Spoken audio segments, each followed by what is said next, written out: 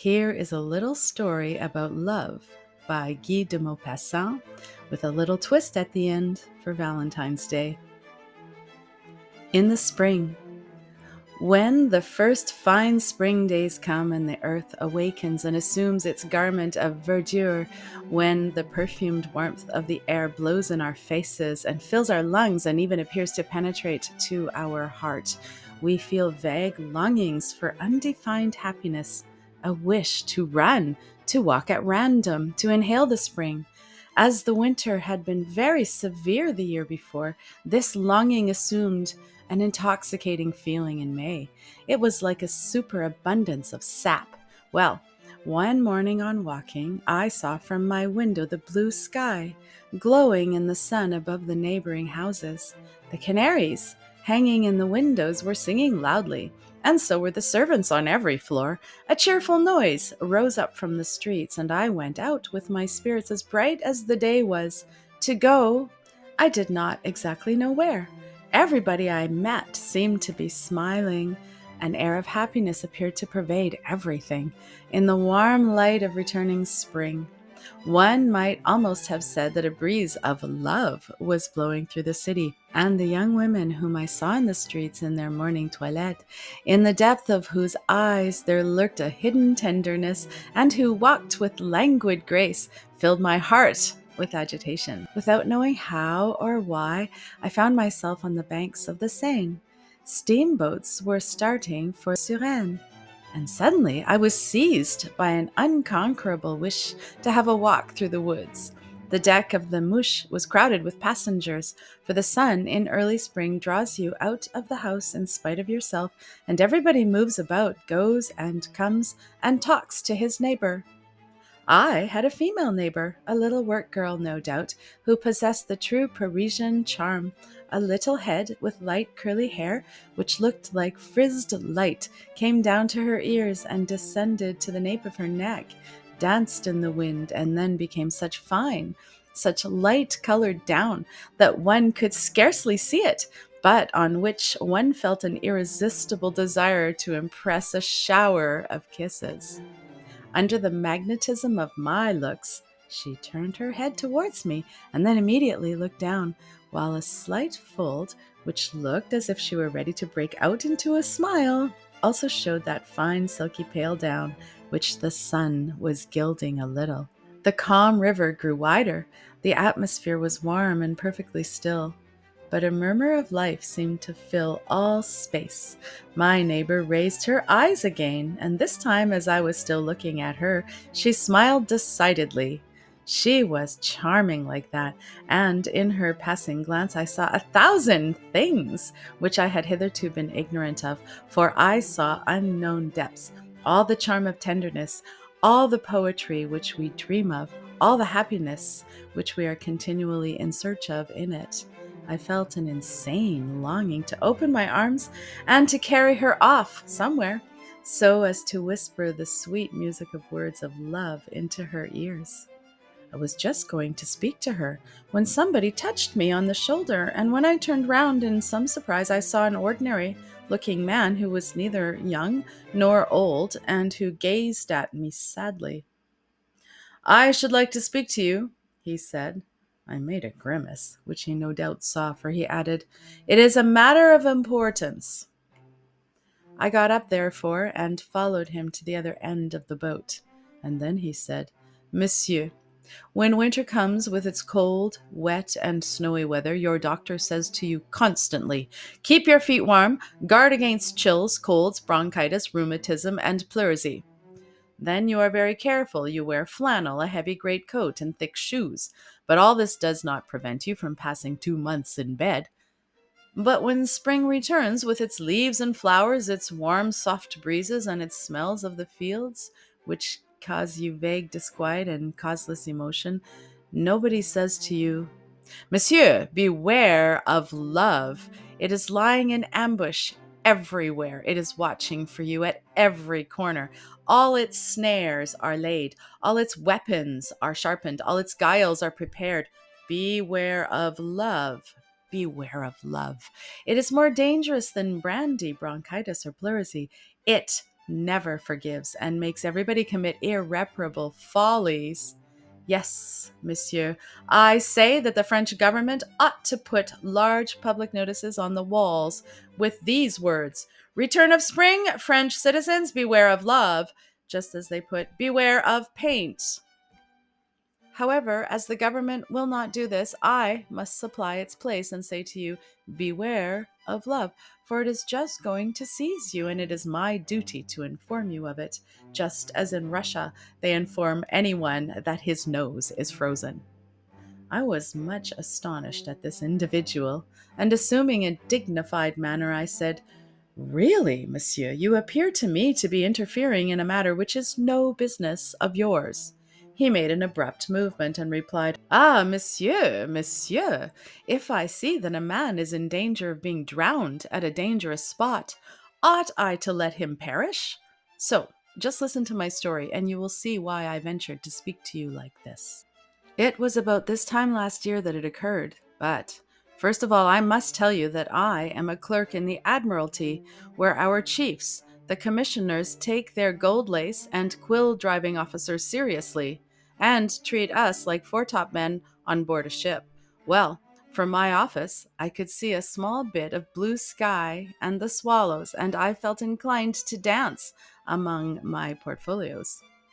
My yearning for freedom grew so intense that in spite of my repugnance, I went to see my chief, who was a short, bad-tempered man who was always in a rage. When I told him that I was not well, he looked at me and said, I do not believe it, monsieur, but be off with you. Do you think that any office can go on with clerks like you? I started at once and went down the Seine. It was a day like this, and I took the mouche to go as far as St. Cloud. Ah, what a good thing it would have been if my chief had refused me permission to leave the office for the day. I seemed to myself to expand in the sun. I loved it all: the steamer, the river, the trees, the houses, my fellow passengers, everything. I felt inclined to kiss something. No matter what, it was love laying its snare.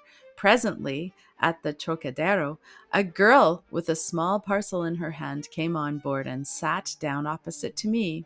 She was certainly pretty, but it is surprising, monsieur, how much prettier women seem to us when it is fine at the beginning of the spring. Then they have an intoxicating charm, something quite peculiar about them. It is just like drinking wine after the cheese. I looked at her, and she also looked at me, but only occasionally, like that girl did at you just now. But at last, by dint of looking at each other constantly, it seemed to me that we knew each other well enough to enter into conversation, and I spoke to her, and she replied. She was decidedly pretty and nice, and she intoxicated me, monsieur. She got out at St. Cloud, and I followed her. She went and delivered her parcel, and when she returned, the boat had just started. I walked by her side, and the warmth of the air made us both sigh. It would be very nice in the woods, I said. Indeed it would, she replied. Shall we go there for a walk, mademoiselle? She gave me a quick upward look, as if to see exactly what I was like, and then, after a little hesitation, she accepted my proposal. And soon we were there, walking side by side under the foliage, which was still rather thin. The tall, thick, bright green grass was inundated by the sun and full of small insects that also made love to one another, and birds were singing in all directions. My companion began to jump and to run, intoxicated by the air and the smell of the country, and I ran and jumped behind her. How stupid we are at times, monsieur. Then she wildly sang 1,000 things, opera airs, and the song of Musette. The song of Musette! How poetical it seemed to me then. I almost cried over it. Ah, those silly songs make us lose our heads, and believe me, never marry a woman who sings in the country, especially if she sings the song of Musette. She soon grew tired and sat down on a grassy slope, and I sat down at her feet and took her hands, her little hands that were so marked with the needle that moved me. I said to myself, these are the sacred marks of toil. Oh, monsieur, do you know what those sacred marks of labor mean? They mean all the gossip of the workroom, the whispered blackguardism, the mind soiled by all the filth that is talked. They mean lost chastity, foolish chatter, all the wretchedness of daily bad habits, all the narrowness of ideas, which belongs to women of the lower orders, united in the girl whose sacred fingers bear the sacred marks of toil. Then we looked into each other's eyes for a long while. Oh, what power a woman's eye has! How it agitates us, how it invades our very being, takes possession of us and dominates us. How profound it seems, how full of infinite promises. People call that looking into each other's souls. Oh, monsieur, what humbug! If we could see into each other's souls, we should be more careful of what we did. However, I was caught and crazy after her and tried to take her into my arms, but she said, "Paws off!" Then I knelt down and opened my heart to her and poured out all the affection that was suffocating me on her knees. She seemed surprised at my change of manner and gave me a sidelong glance, as if to say, "Ah, so that is the way women make a fool of you, old fellow. Very well. We will see. In love, monsieur, we are all artists, and women are the dealers. No doubt I could have had her, and I saw my own stupidity later. But what I wanted was not a woman's person. It was love. It was the ideal. It was sentimental, when I ought to have been using my time to a better purpose." As soon as she had had enough of my declarations of affection, she got up, and we returned to St. Cloud, and I did not leave her till we got to Paris. But she had looked so sad as we were returning, that at last I asked her what was the matter. "I am thinking," she replied, "that this has been one of those days of which we have but few in life." And my heart beat so that it felt like it would break my ribs. I saw her on the following Sunday, and the next Sunday, and every Sunday. I took her to Bougival, Saint-Germain, Maison Lafitte, Poissy, and to every suburban resort of lovers. The little jade in turn pretended to love me, until at last I altogether lost my head, and 3 months later I married her. What can you expect, monsieur, when a man is a clerk living alone without any relations or anyone to advise him? One says to oneself, how sweet life would be with a wife. And so one gets married, and she calls you names from morning till night, understands nothing, knows nothing, chatters continually, sings the song of Musette at the top of her voice. Oh, that song of Musette, how tired one gets of it. Quarrels with the charcoal dealer, tells the porter of all her domestic details, confides all the secrets of her bedroom to the neighbor's servant, discusses her husband with the tradespeople, and has her head so stuffed with such stupid stories and such idiotic superstitions, with such extraordinary ideas and such monstrous prejudices, that I, for what I have said applies more particularly to myself, shed tears of discouragement every time I talked to her. He stopped, as he was rather out of breath and very much moved, and I looked at him, for I felt pity for this poor artless devil, and I was just going to give him some sort of answer, when the boat stopped. We were at St. Cloud. The little woman, who had so taken my fancy, got up in order to land. She passed close to me and gave me a side glance and a furtive smile, one of those smiles that drive you mad.